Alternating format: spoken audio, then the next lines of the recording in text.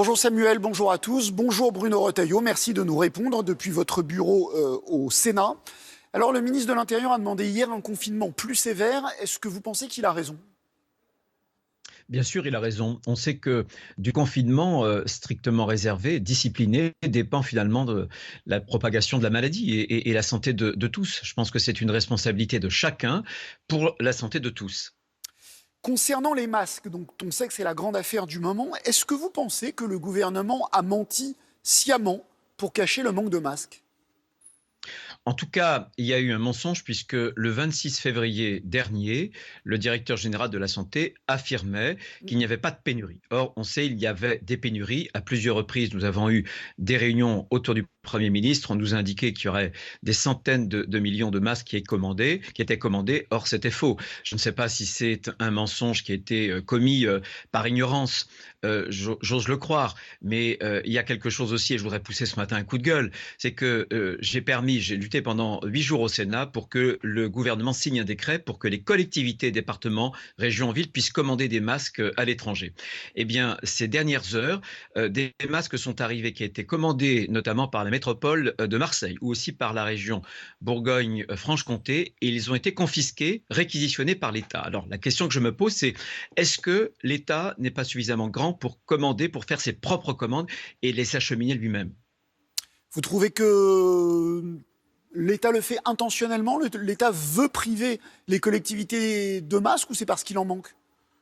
Non, je pense qu'il en manque, mais vous voyez bien ces masques commandés par les départements, les régions.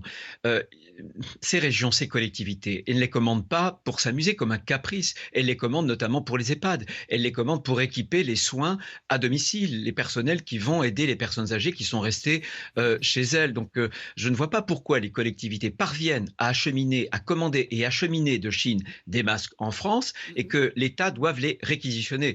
Moi, je pense que c'est un problème de la bureaucratie, tout comme cette fameuse lettre, vous savez, d'une ARS qui demandait la fermeture de lits actuellement à l'hôpital d'Annecy en plein pic de la crise. C'est un problème de la bureaucratie française.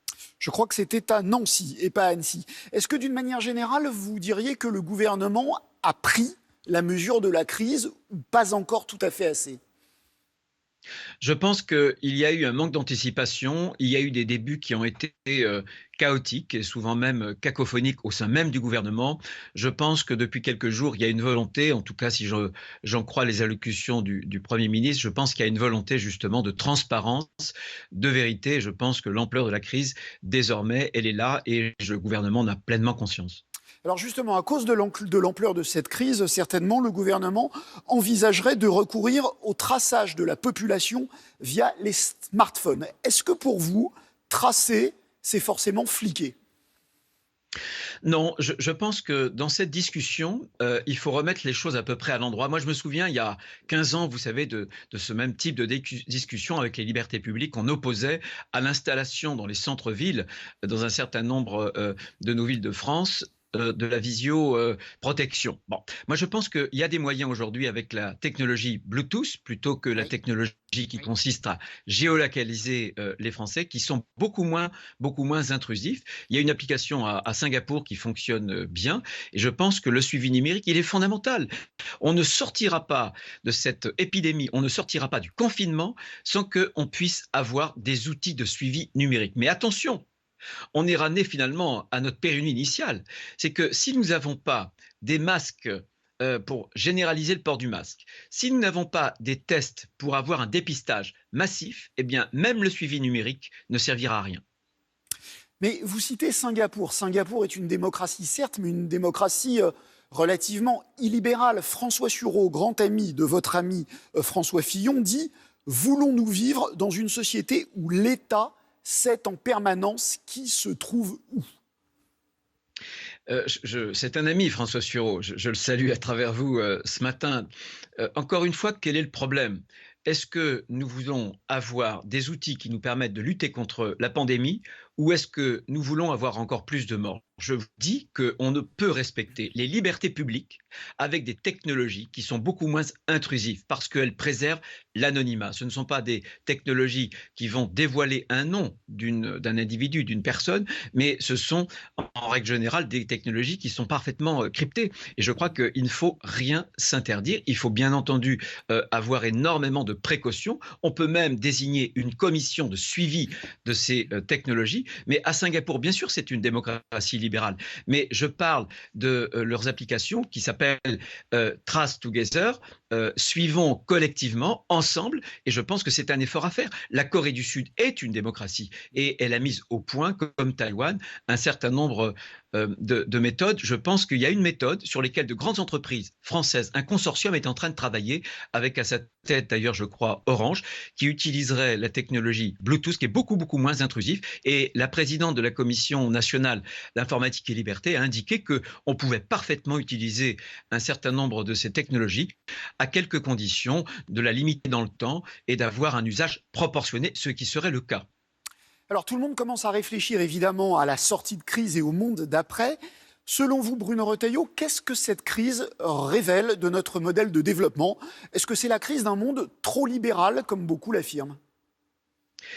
Gilles Borstein, je me méfie des prédictions définitives, mais on peut commencer à tirer un certain nombre de leçons.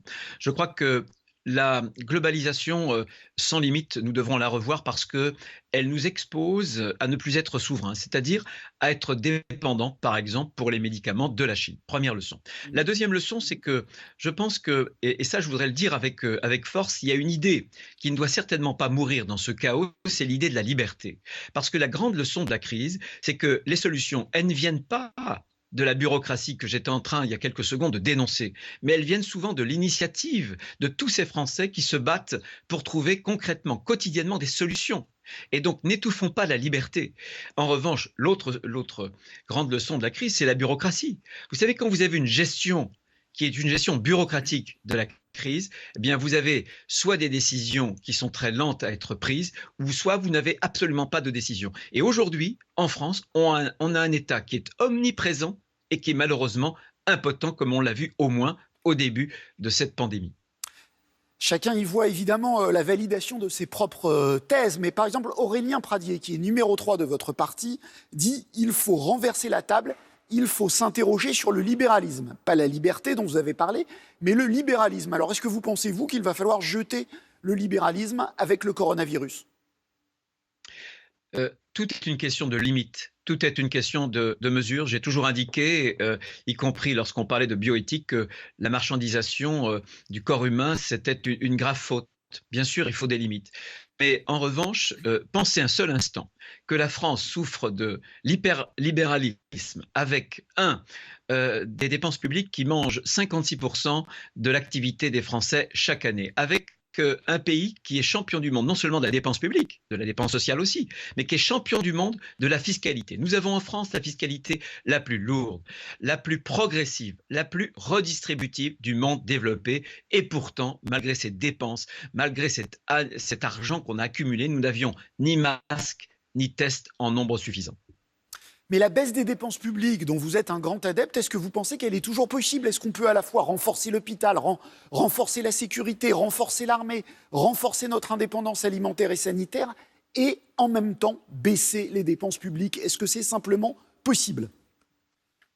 Bien sûr que c'est possible, c'est nécessaire. Vous verrez d'ailleurs qu'on fera le point avec des pays comme l'Allemagne, comme la Corée ou d'autres pays qui auront sans doute mieux résisté à la crise parce qu'ils étaient sans doute aussi mieux gérés. Mais si on veut investir plus dans la santé, et je l'ai souvent dit, et je l'ai prouvé par un certain nombre de votes au niveau du Sénat, je pense qu'il faut par ailleurs faire des économies. En revanche, on raisonne toujours en termes d'économie comme si le gâteau était un gâteau fermé. Moi, je pense qu'il faudra mettre une offre de travail, une quantité de travail supérieure. Vous savez, il y a un grand mensonge dont il faudra sortir. Le grand mensonge, c'est de penser qu'on peut maintenir en France ce que nous tenons comme à la prunelle de nos yeux, c'est-à-dire à nos standards sociaux, notamment notre santé. Eh bien, on ne pourra le faire qu'en travaillant un peu plus, parce que si on travaille moins par rapport aux voisins, nous allons nous appauvrir. Donc c'est en travaillant plus collectivement, je crois, avec une revalorisation peut-être du travail, notamment pour les plus bas salaires, mais je pense qu'il faudra penser